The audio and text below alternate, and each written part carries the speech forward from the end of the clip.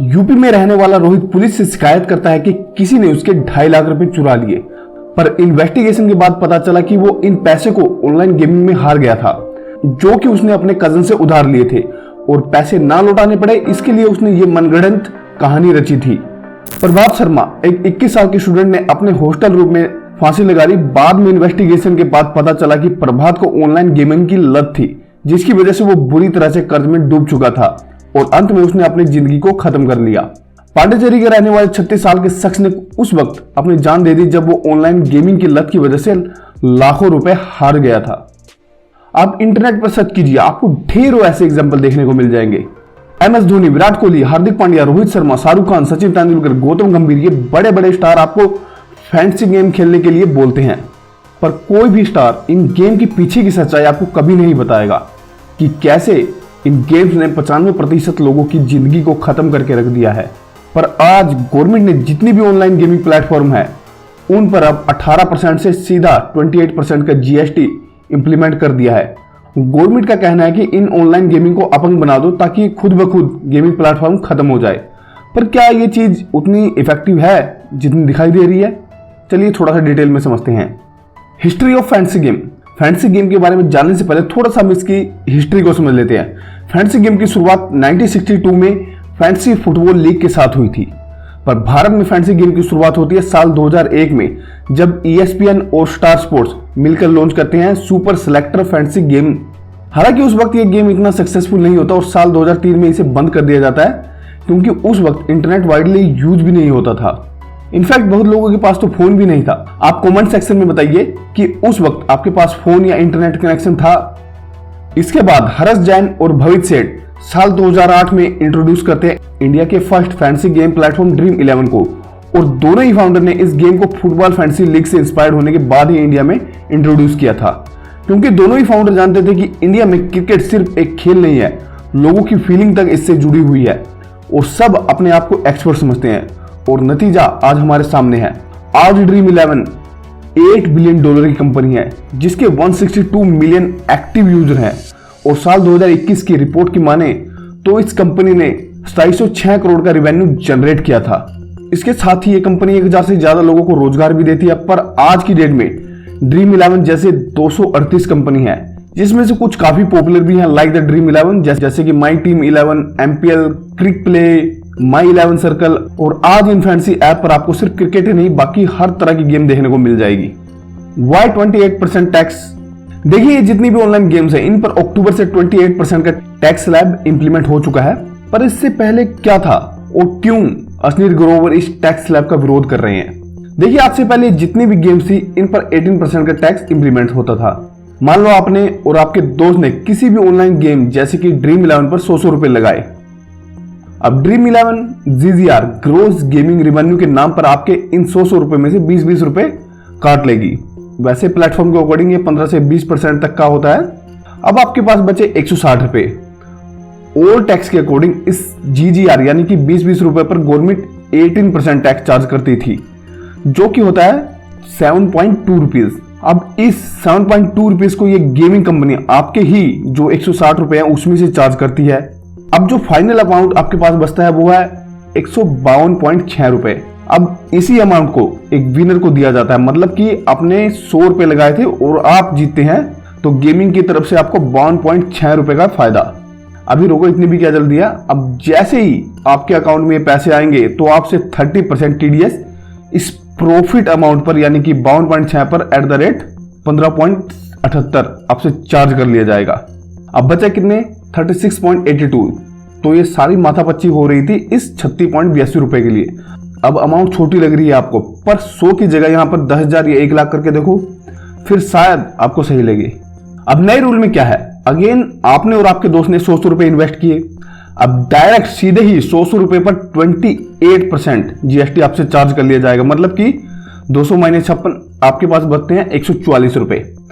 अब gaming company GGR charge करेगी 20%, तो 144 माइनस 28.8 तो 115 रुपए।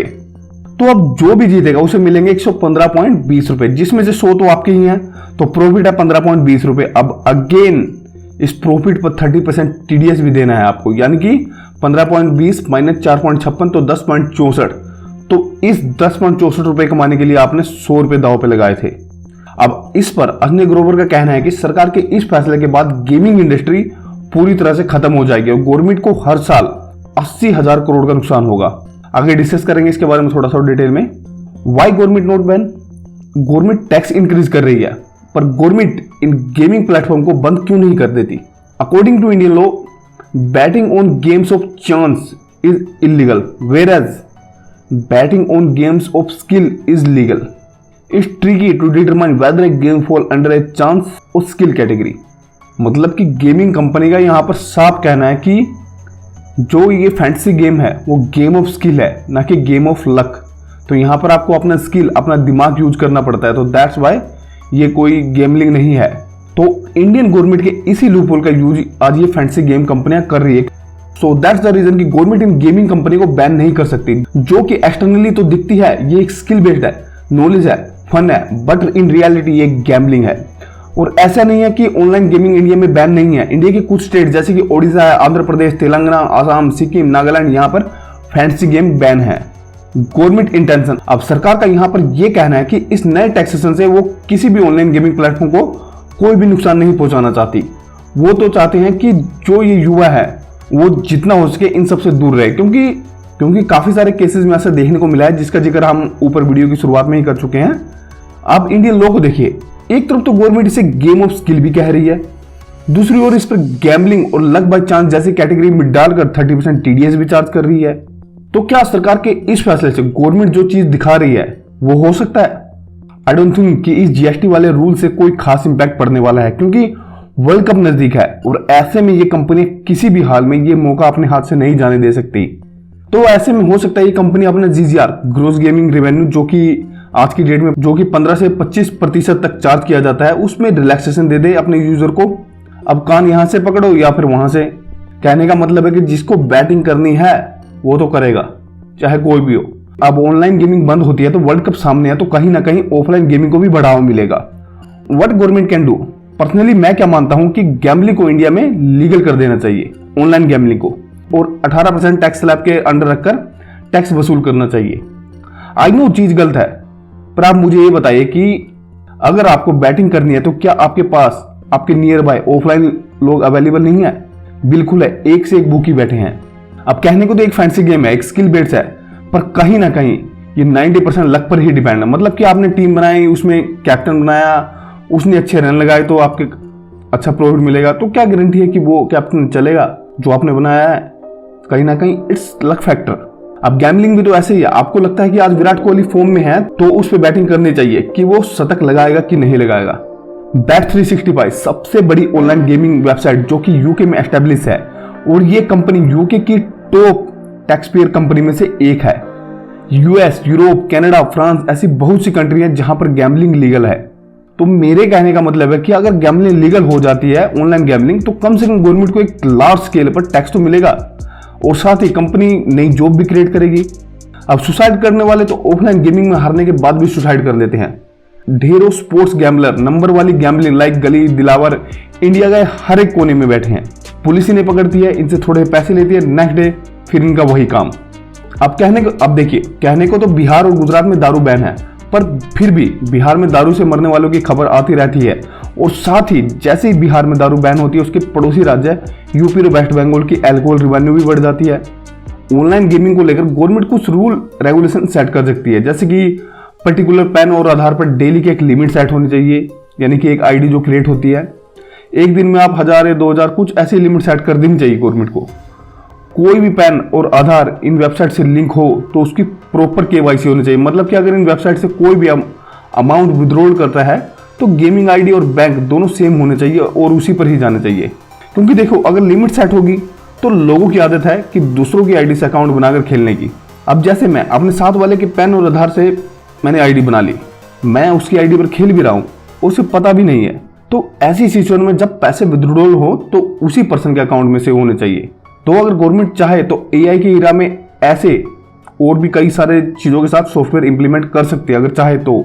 वैसे भी गवर्नमेंट ने 28% का GST इंप्लीमेंट किया है, तो भी जनता कहीं ना कहीं खेलेगी, क्योंकि वर्ल्ड कप तो नज़दीक है। देखो, अश्नीर ग्रोवर, गवर्नमेंट के द्वारा 28% जीएसटी इंप्लीमेंट करने के बाद अश्नीर ग्रोवर का नाम बहुत आ रहा है। वो गवर्नमेंट के इस फैसले से नाखुश भी है और उसका विरोध भी कर रहे हैं, क्योंकि अभी हाल ही में अश्नीर ग्रोवर ने खुद का ऑनलाइन प्लेटफॉर्म क्रिक पे लॉन्च किया है। तो हो सकता है नए जीएसटी रूल के बाद छोटी फैंटेसी गेम कंपनियां खत्म भी हो जाए।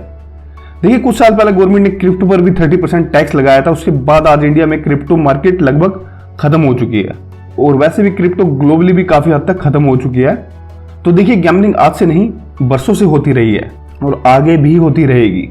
तो वो अपने अपने पर्सनल प्रोस्पेक्टिव व्यू है कि जनता इसे किस तरह से लेती है। हाँ, ये जरूर है कि जैसे कि मैंने कहा कि गैम्बलिंग को, ऑनलाइन गैम्बलिंग को लीगल कर देना चाहिए।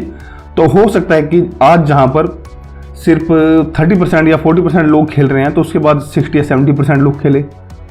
बट जैसा मैंने कहा कि थोड़ा सा रूल और रेगुलेशन भी इंप्लीमेंट करने चाहिए कि आईडी पर किस तरह से वर्क करे।